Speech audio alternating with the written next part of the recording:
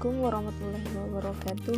Perkenalkan, nama saya Mukhlisa, NIM 2002095020061 dari kelas PTIKE, Prodi Pendidikan Teknik Informatika dan Komputer dari Fakultas Teknik Universitas Negeri Makassar.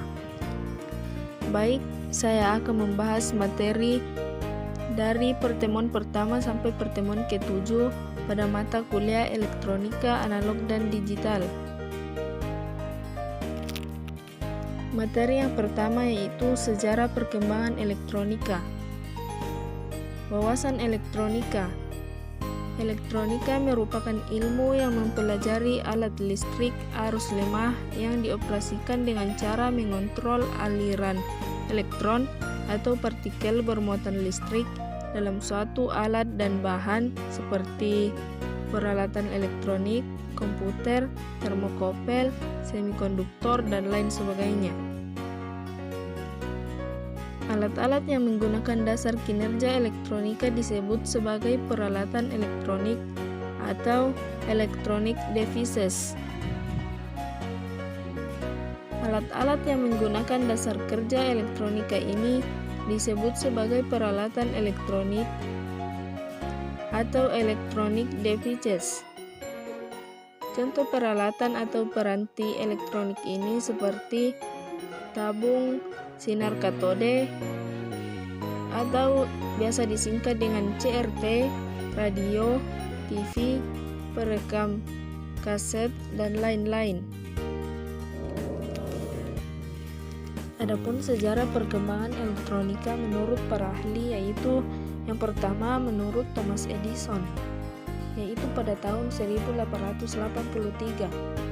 Beliau menyatakan bahwa sebuah elektron dapat berpindah dari sebuah konduktor ke konduktor lainnya melewati ruang hampa.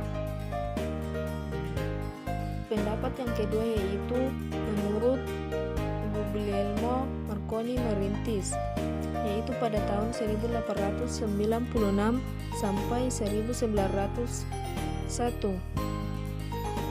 Beliau menyatakan bahwa aplikasi tabung elektron pertama di dunia yang diterapkan dalam bidang komunikasi radio mengembangkan telegraf tanpa kabel atau wireless telegraph pada tahun 1896 dan komunikasi radio jarak jauh pada tahun 1901. Konsep sirkuit terintegrasi diusulkan pada tahun 1952 oleh Geoffrey W.A. Dummer, seorang ahli elektronika berkebangsaan Inggris dengan Royal Radar Establishment-nya. Pada tahun 1961, sirkuit terintegrasi menjadi produksi massal oleh sejumlah perusahaan dan desain peralatan berubah secara cepat dan dalam beberapa arah penggunaan yang berbeda untuk mengadaptasi perkembangan teknologi dan kebutuhan pengguna perangkat elektronik. Bidang-bidang elektronika yaitu terbagi menjadi 4. Yang pertama, bidang instrumentasi dan kontrol, yang mana bidang ini berkecimpung pada peralatan seperti pengembangan alat ukur elektronik, instrumentasi penelitian, alat pemroses data, serta alat kontrol atau otomatisasi seperti sistem mikroprosesor untuk kontrol dan sebagainya. Bidang yang kedua yaitu bidang telekomunikasi, yang mana bidang ini berkecimpung pada alih informasi jarak jauh baik menggunakan kabel maupun tidak. Sebagai contoh pengembangan komunikasi telepon menggunakan relay elektronik, komunikasi data menggunakan komputer dan telepon, dan sebagainya.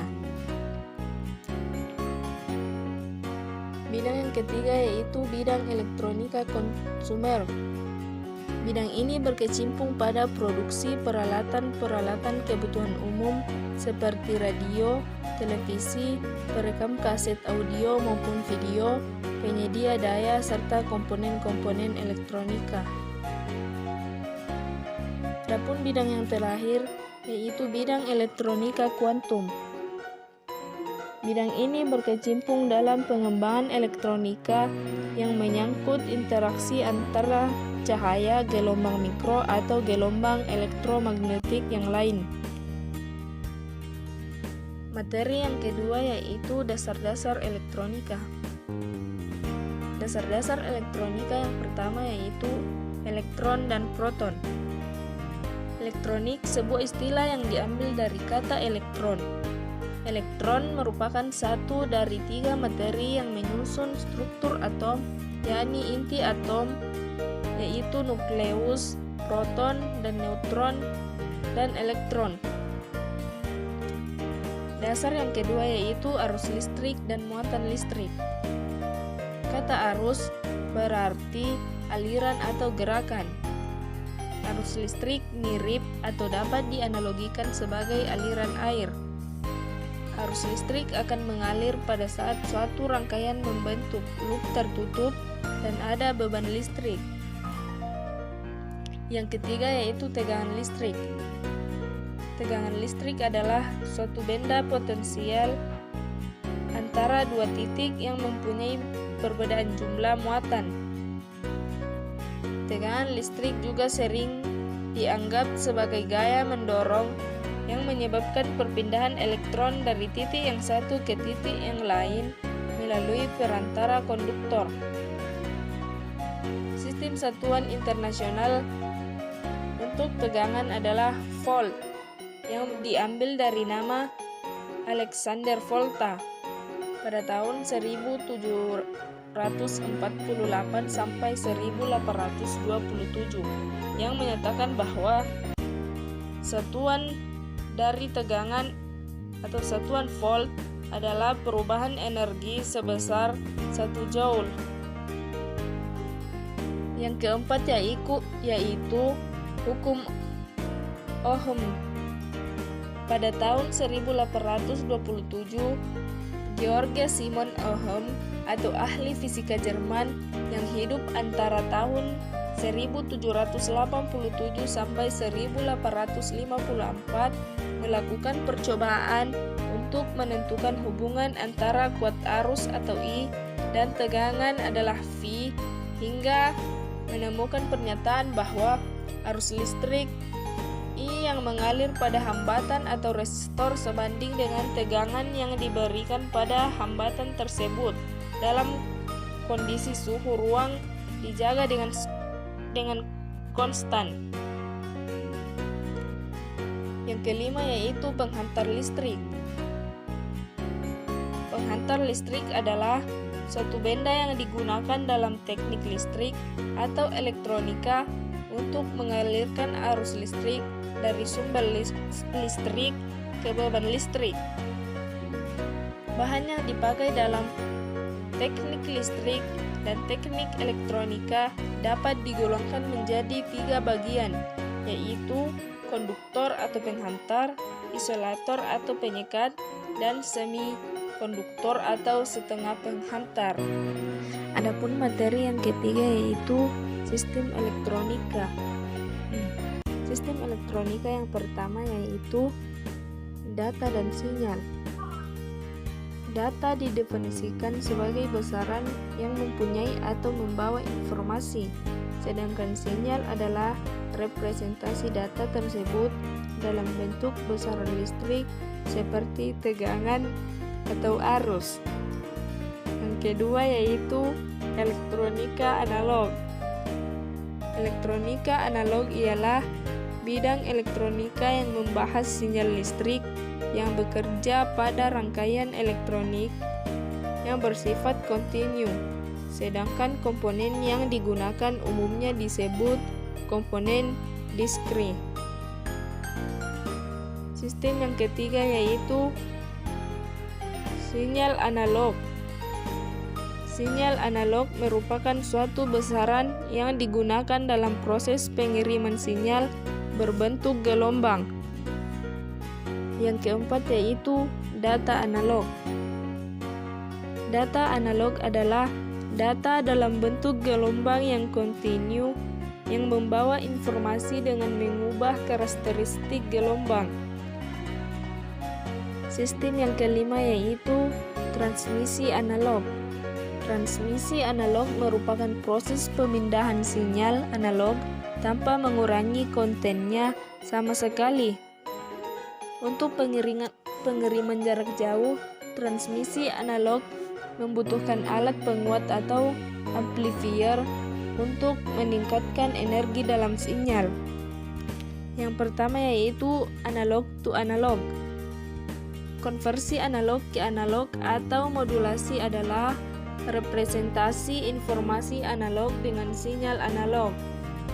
Ini adalah proses berdasarkan karakteristik gelombang pembawa bervariasi sesuai dengan amplitude instan dari sinyal modulasi.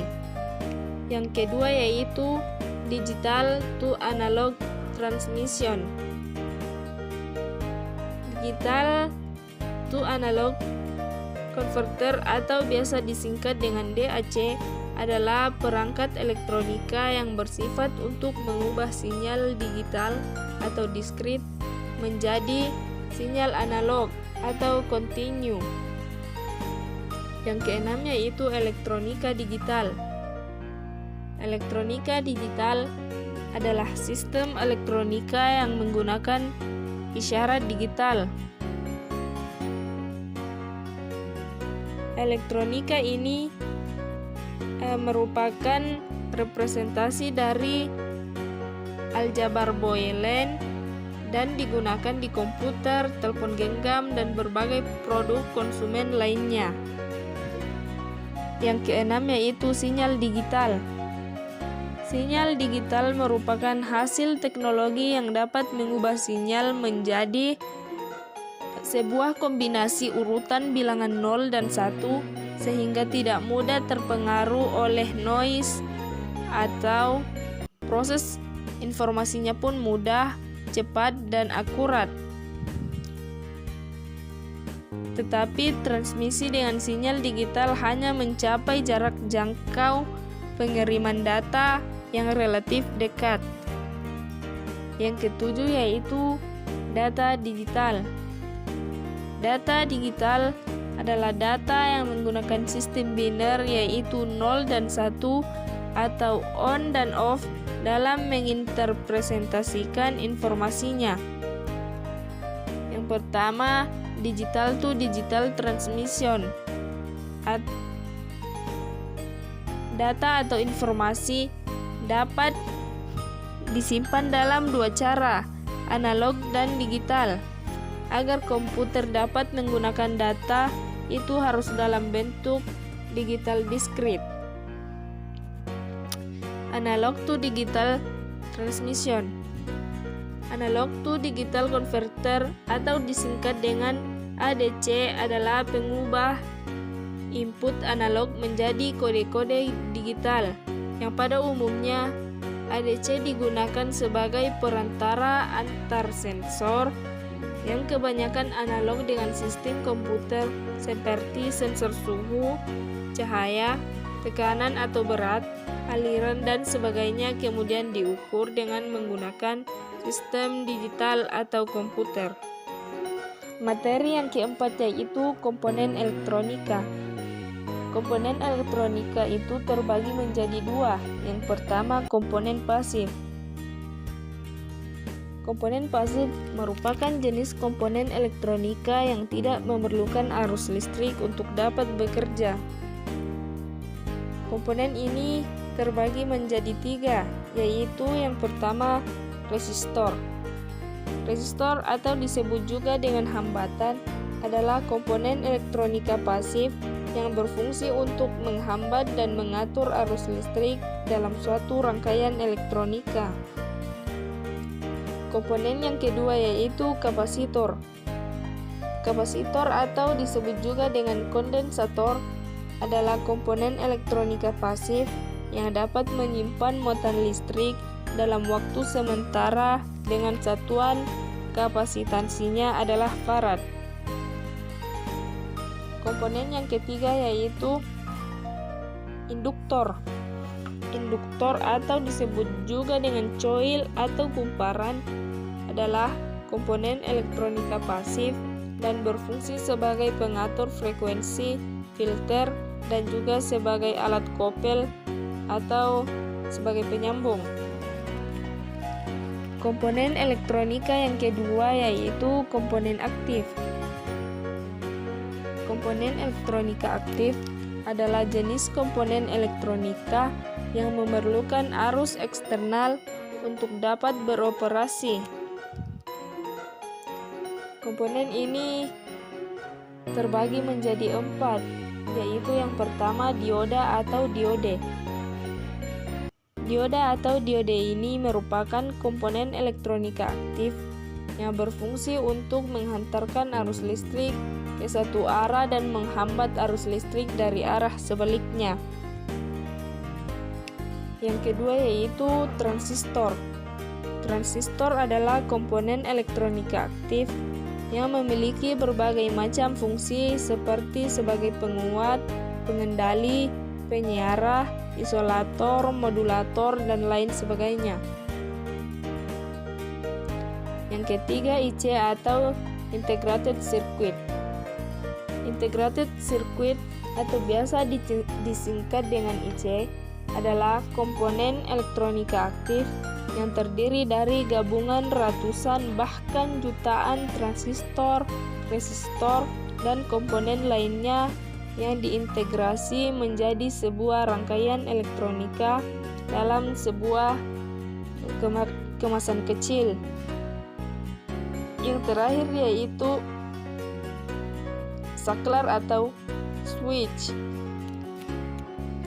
Komponen ini digunakan untuk menghubungkan dan memutuskan aliran listrik. Dalam rangkaian elektronika, saklar sering digunakan sebagai on atau off dalam peralatan elektronika. Materi selanjutnya atau materi yang kelima yaitu rangkaian penguat. Rangkaian penguat adalah suatu rangkaian yang digunakan untuk menguatkan sinyal masukan. Rangkaian penguat ini biasanya dibangun dari sebuah transistor hingga beberapa transistor. Berdasarkan konfigurasi pertahanan, rangkaian penguat menggunakan transistor yang dibedakan menjadi 3 yaitu rangkaian penguat common base, penguat common collector, dan penguat common emitter. Yang mana rangkaian penguat common base adalah penguat yang kaki basis transistor di-groundkan, lalu input dimasukkan ke emitter dan output diambil pada kaki kolektor. Rangkaian penguat common emitter adalah penguat yang kaki emitter transistor di-groundkan, lalu input dimasukkan ke basis dan output diambil pada kaki kolektor. Rangkaian penguat common collector. Rangkaian ini merupakan penguat di mana kaki kolektor transistor di-groundkan atau ditanahkan, lalu input dimasukkan ke basis dan output diambil pada kaki emitter, dan penguat ini berkarakteristik sebagai penguat arus. Materi yang keenam yaitu rangkaian komparator. Rangkaian komparator adalah rangkaian yang digunakan untuk membandingkan suatu besaran masukan dengan besaran masukan lain dan menghasilkan suatu keadaan tertentu pada keluarannya. Seperti pada gambar di samping, sebuah rangkaian komparator pada OP-AMP akan membandingkan tegangan yang masuk pada suatu saluran input dengan tegangan referensi. Tegangan output berupa tegangan high atau low sesuai dengan perbandingan VIN dan FREV dihubungkan ke plus V supply, kemudian R1 dan R2 digunakan sebagai pembagi tegangan, sehingga nilai tegangan yang direferensikan pada masukan OP AMP adalah sebesar Fref sama dengan R1 bagi R1 ditambah R2 dikali V supply. Jadi kesimpulannya adalah jika input non-inverting atau V plus lebih besar dari input inverting V minus, maka V out sama dengan V sat plus. Jika input non-inverting atau V plus lebih kecil dari input inverting V minus, maka V out sama dengan V sat minus. Adapun materi yang terakhir yaitu rangkaian penyiara atau rectifier. Rangkaian penyiara gelombang merupakan rangkaian yang berfungsi untuk merubah arus bolak-balik atau alternating current atau AC menjadi arus searah atau direct current. Komponen elektronika yang berfungsi sebagai penyiara adalah diode, yaitu karena diode memiliki sifat hanya memperbolehkan arus listrik yang melewatinya dalam satu arah saja. Rangkaian penyiara gelombang terbagi menjadi dua, yaitu yang pertama rangkaian penyiara setengah gelombang, yang mana rangkaian penyiara sederhana yang hanya dibangun menggunakan satu diode saja. Rangkaian penyiara gelombang yang kedua yaitu rangkaian penyiara dengan gelombang penuh,